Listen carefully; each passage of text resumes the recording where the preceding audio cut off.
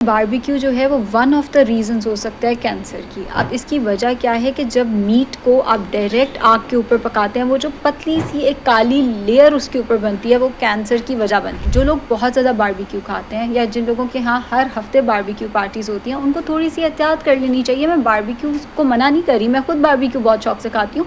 Barbecue का तो मज़ा ही डायरेक्ट आग पे पके तो तब आता है ना, जब हम मीट को रखते हैं आग के ऊपर, उसमें से चर्बी जो निकलती है, वो चर्बी जो रिएक्शन देती है, वो रिएक्शन कैंसर की वजह बनती है। मीट की कोई और फॉर्म खा सकते हैं आप, मीट को स्टीम करके खा सकते हैं, हांडी की फॉर्म में कम ऑयल में बना के खा सकते हैं, आप बेक कर लें, लेकिन डेली बेसिस पे बारबेक्यू ना खाएं। हम अक्सर रेस्टोरेंट्स पे जाते हैं, इतनी ऊंची ऊंची आग चल रही होती है। ब्रेस्ट कैंसर हो सकता है फीमेल्स में, स्टमक का कैंसर हो सकता है मेल फीमेल दोनों में, एंड कोलॉन कैंसर वो भी मेल फीमेल दोनों में हो सकता है। शायद 100 साल पहले लोगों को पता भी नहीं था, ये जो बैठे बैठे मर गया इसको कैंसर हो चुका था। आप इस चीज़ को कैसे कह सकते हैं कि उधर तब उस दौर में कैंसर होता था या नहीं होता था।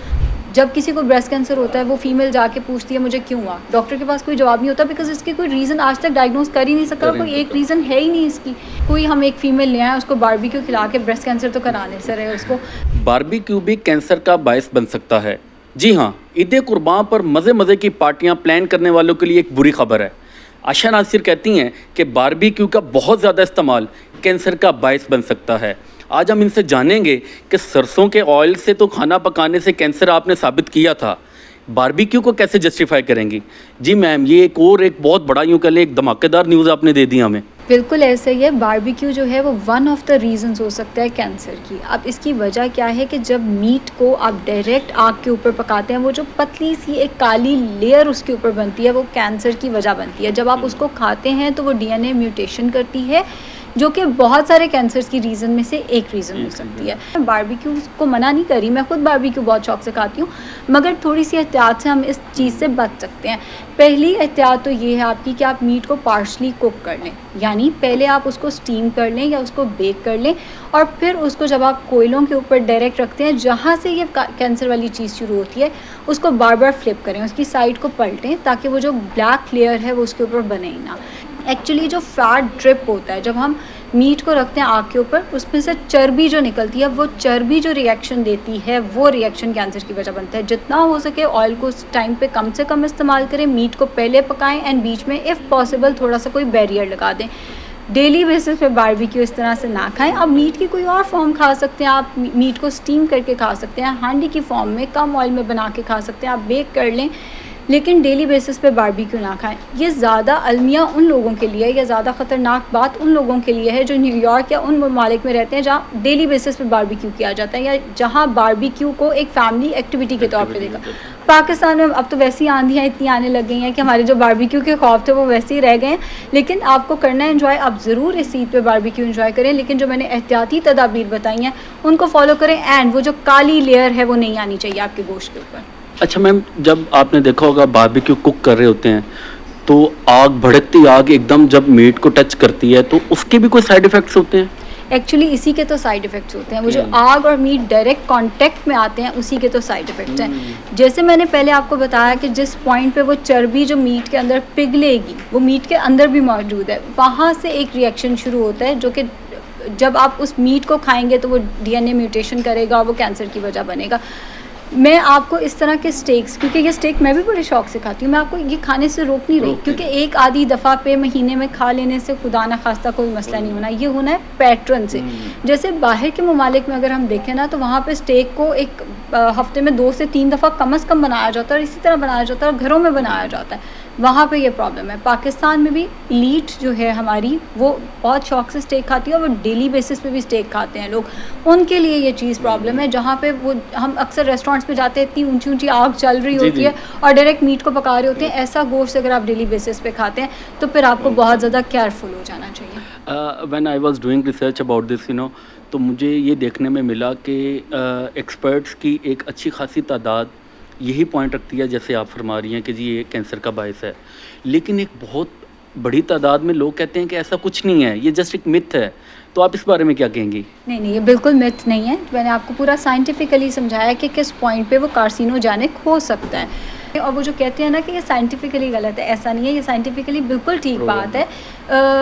इस पे बाकायदा रिसर्चेस हैं। इनफैक्ट एनिमल स्टडीज़ जब की गई तो उन्होंने बताया कि स्टमक कैंसर हो सकता है इस तरह का गोश्त खाने से, ब्रेस्ट कैंसर भी हो सकता है। एक second, this is a very important part कि बारबेक्यू से कौन कौन से कैंसर हो सकते हैं।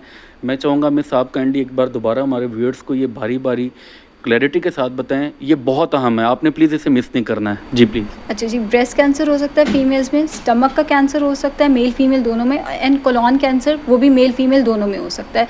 ये एनिमल स्टडीज़ हैं। ऑब्वियसली हम एनिमल्स नहीं हैं, बट ऑब्वियसली इंसानों पे तो स्टडीज़ करने से रहे। एक दफ़ा मुझे याद है जब मैंने एक रिसर्च किसी बताई कि जब चूहों पर रिसर्च की गई तो मुझे आगे से किसी ने कहा हम चूहे थोड़ी हैं। भाई हम चूहे नहीं हैं, लेकिन हम इंसानों पर डायरेक्ट रिसर्च नहीं कर सकते कैंसर की स्टडीज़ की, हम एनिमल स्टडीज़ का ही रेफरेंस दे सकते हैं। एनिमल स्टडीज़ इस चीज़ को प्रूव करती हैं। ये 3 तरह का कैंसर हो सकता है अगर आप बहुत ज़्यादा बारबेक्यू एंड स्टेक्स का।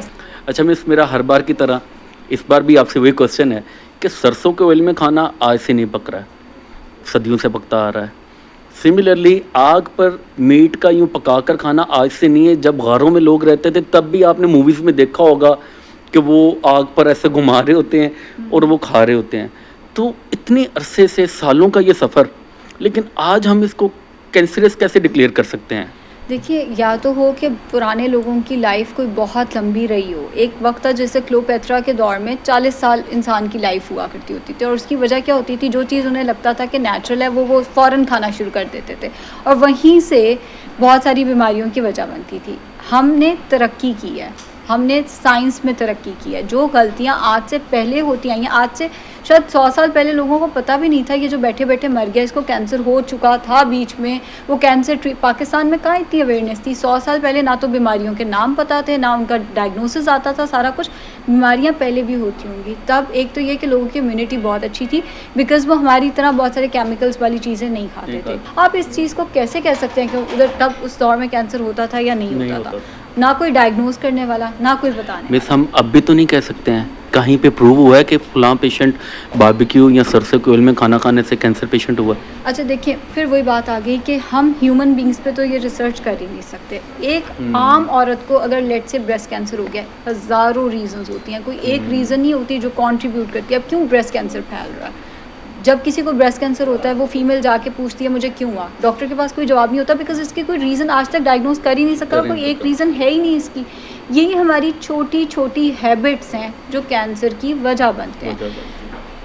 आप कैंसर की आगाही जब देते हैं, हम वो छोटे छोटे फैक्टर्स ही बता सकते हैं ना, इस चीज़ से परहेज़ कर लें, इस चीज़ से परहेज़ कर लें, ये कार्सिनोजेनिक हो सकती है, ये कैंसर, इससे ज़्यादा तो हम कुछ नहीं कर सकते। अब कोई हम एक फ़ीमेल ले आए उसको बारबेक्यू खिला के ब्रेस्ट कैंसर तो कराने से रहे उसको, ये तो इनह्यूमन हो जाएगा। तो हम एनिमल ही रिसर्चेस का इसमें वो दे सकते हैं रेफरेंस, और वो मैंने आपको दिया। एक्चुअली हमारे व्लॉग को या हमारे इस इंटरव्यू को सुनने के बाद वो क्रिटिक्स या वो लोग जो इससे सहमत नहीं हैं, मैं बेसिकली उनकी नुमाइंदगी कर रहा था और उनकी तरफ से आपसे ये थोड़े से मैंने क्रॉस क्वेश्चनिंग की, और मुझे उम्मीद है कि अब आप लोगों का काफ़ी हद तक कॉन्सेप्ट क्लियर हो गया होगा कि barbecue it's not too much dangerous, और ये कोई कैंसर नहीं है। ना मिस आयशा नासिर इसको कैंसरस डिक्लेयर कर रही हैं, लेकिन उन्होंने बताया कि अगर इसका एक्सेसिव यूज़ करते हैं, एहतियाती तदाबीर से हटकर इस्तेमाल करते हैं, तो ये फिर ज़रूर कैंसरस की तरफ जा सकता है।